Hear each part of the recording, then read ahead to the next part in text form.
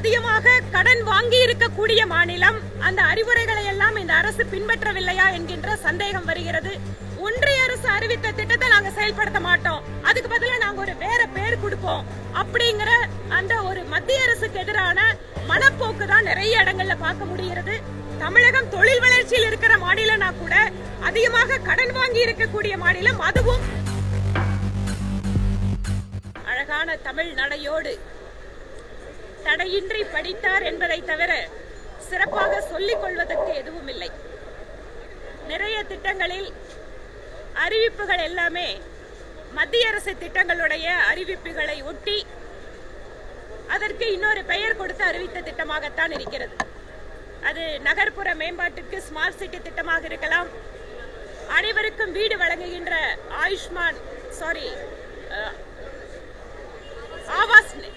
ஆவாஸ் யோஜனா என்பது கலைஞருடைய கனவு இல்லம் என்கின்ற பெயரிலே அறிமுகப்படுத்தி இருக்கிறார்கள். அதே போல அனைவருக்குமான மருத்துவ காப்பீட்டிலே இன்னொன்றை கூடுதலாக புதிதாக சேர்த்திருக்கிறார்கள். இது போல இன்னும் நிறைய சொல்லலாம்.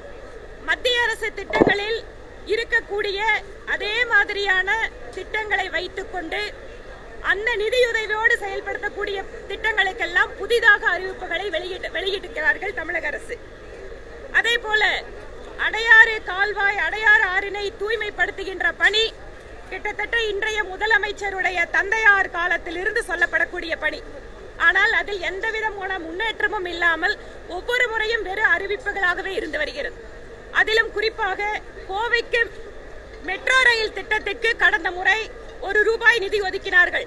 இப்போது திட்ட அறிவிக்கையை அனுப்பியிருக்கிறோம் என்கின்ற பதில் 1 வருடம் கழித்து சொல்கிறார். இதுக்கப்புறம் எப்ப மெட்ரோ ரயில் திட்டத்தை கோவைக்கு அவங்க செயல்படுத்த போறாங்கன்னு தெரியல.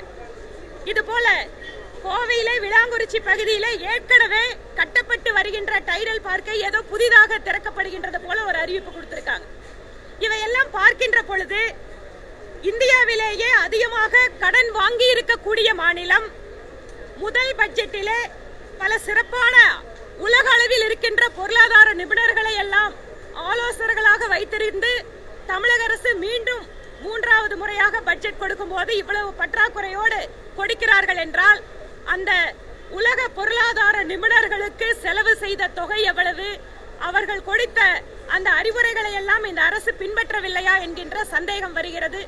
இன்னும் விஸ்வகர்மா திட்டம் மத்திய அரசு செயல்படுத்திக் கொண்டிருக்கக்கூடிய திட்டம். அதே மாதிரியான பயனாளிகள், அதே தொழில் செய்பவர்கள், அவர்களுக்கு நாங்க இன்னொரு பெயர்ல இந்த திட்டத்தை அறிமுகப்படுத்துறோம்னு சொல்றாங்க.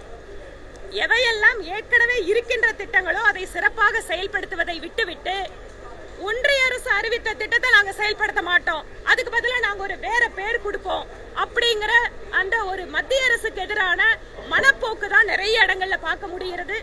அது இல்லாம கடைசியில ஒன்றிய அரசு நிதியுதவி வழங்கல, ஜிஎஸ்டில எங்களுக்கு இழப்பீடு நிறுத்துறாங்க அப்படின்னு சொல்றாங்க. ஜிஎஸ்டி இழப்பீடுங்கிறது ஏற்கனவே முடிவு செய்யப்பட்ட விஷயம். அதற்கு மாற்றாக மத்திய அரசு நீண்ட கால ஒரு கடன் தொகை உதவியை வழங்கி கொண்டிருக்கிறது எல்லா மாநிலத்துக்கும்.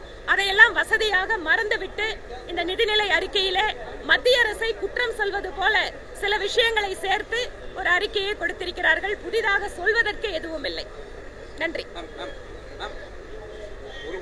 ஒரு வார்த்தையில இந்த முழுமையான பட்ஜெட் சொல்லணும்னா எப்படி பாருங்க பாஜக இந்த பட்ஜெட் இவ்வளவு மத்திய அரசினுடைய ஒரு சில திட்டங்களுக்கெல்லாம் புதிய பெயர்களை கொடுத்து இறுதியாக தங்களுடைய வருவாய் பெருக்கத்தினை அவர்கள் அதிகரிக்க முடியாமல் அதற்கு பழியாக மத்திய அரசின் மீது பழி போடுகின்ற ஒரு அரசின் நிதிநிலை அறிக்கையாகத்தான் இதை பார்க்க முடியும். மத்திய அரசு நிதி வரலன்றத பட்ஜெட்லயும் குறிப்பிட்டிருக்காங்க. நிதி பற்றாக்குறை பல்லாயிரம் கோடி ரூபாய் சுட்டி காமிச்சிருக்காங்க. அதை எப்படி பாக்குறீங்க? அதாவது ஒவ்வொரு மாநிலமும் ஒரு குறிப்பிட்ட வரம்பிற்குள்ளாக தான் கடன் பெற முடியும் என்பது இந்திய நாட்டிலே நாம ஏற்படுத்தியிருக்கூடிய ஒரு நிலைமை. ஏனென்றால் ஒவ்வொரு மாநிலமும் தங்களுடைய வருவாய்க்கு மீறி தங்களுடைய என்னவெல்லாம் அந்த திட்டங்கள் இவங்க அறிவிச்சிருக்காங்களோ அதற்கான தேவைகளுக்கு மேலாக கடன் வாங்குகின்ற பொழுது அந்த மாநிலத்தினுடைய நிதி நிலைமை என்பது மிக மோசமாக சென்றுவிடும். அது ஒட்டுமொத்தமாக நாட்டையும் பாதிக்கும் என்கின்ற காரணத்தால ஒவ்வொரு மாநிலமும் ஒரு குறிப்பிட்ட சதவிகிதம் தான் கடன் வாங்க முடியும் என்பதை மத்திய அரசு வச்சிருக்கு. இது எதுக்காகனா நிதி நிலைமை மோசமாக செல்லாமல் இருப்பதற்கு. சில நேரங்களில் மாநில அரசு அனாவசியமா செலவழிக்கிறது, விஷயங்களுக்கு செலவழிக்கிறது. இந்த மாதிரி இருக்கும்போது அதிகமா கடன் வாங்கி ஒரு மாநிலத்தோட நிதி நிலைமை ரொம்ப மோசமாயிடக்கூடாது. இது எல்லா மாநிலங்களுக்கு இருக்கக்கூடிய கட்டுப்பாடுகள் தான்.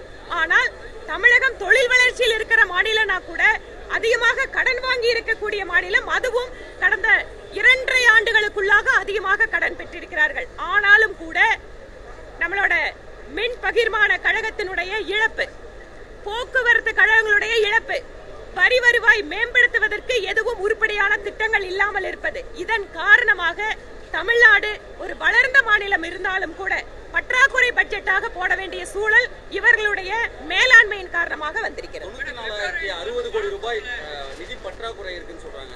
ஆனா புதிய திட்டங்கள் கலைஞர் பேர்ல, முன்னாள் முதலமைச்சர் பேர்ல எல்லாம் புதிய திட்டங்கள் அறிவிக்கல குறை இருந்துகிட்டே இருக்கு. அதை எப்படி பார்க்குறீங்க? 94,060 அதான் சொல்றேன், அதிகமான ஒரு நிதி பற்றாக்குறை, வருவாய் பற்றாக்குறை இருக்கக்கூடிய பட்ஜெட்டாக தான் இதை பார்க்க முடியும். நான் முன்னாடியே சொன்ன மாதிரி நாங்க மற்ற சிங்கப்பூர் மாதிரியான நாடுகளோடு இணையான பொருளாதாரம்னு சொல்ற தமிழ்நாட்டிலோட நிதிநிலை அறிக்கை ஏமாற்றம் அளிப்பதாகத்தான் இருக்கிறது. குடிசைகள் இல்லா தமிழகம் உருவாக்கப்படும் சொல்றாங்க. அதே தான் பிரைம் மினிஸ்டரும் அங்க குடிசைகள் இல்லா வீடுகளை இந்தியா முழுவதும் உருவாக்குறாருன்னு சொல்றாங்க. அதுதான் நான் முன்னாடியே சொன்னேன். நிறைய திட்டங்கள் பாத்தீங்கன்னா மத்திய அரசாங்கத்தோட திட்டங்கள், குடிநீர் குழாய் இணைப்பு அதிகமாக வழங்கி இருப்பதாக பெருமை பேசுகிறார்கள். இது எப்படி நடந்தது? ஜல்ஜீவன் திட்டத்தில் அதிகமான குடிநீர் இணைப்புகளை மத்திய அரசு வழங்கி இருக்கிறது. இந்த மாதிரி ஒவ்வொன்றாக விரிவாக நாங்க எங்களுக்கான வாய்ப்பு வரும்போது உள்ள சட்டப்பேரவையில் பேசுவோம்.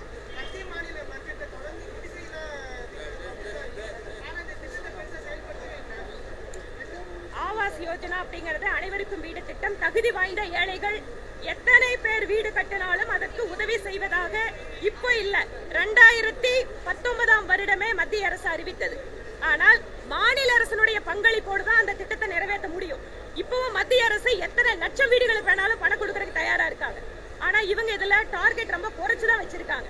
அதனால குடிசைகள் இல்லாத மாநிலம் அப்படிங்கிற இலக்குக்கு ஏற்கனவே மத்திய அரசு உதவி செய்து கொண்டுள்ளது. நன்றிங்க.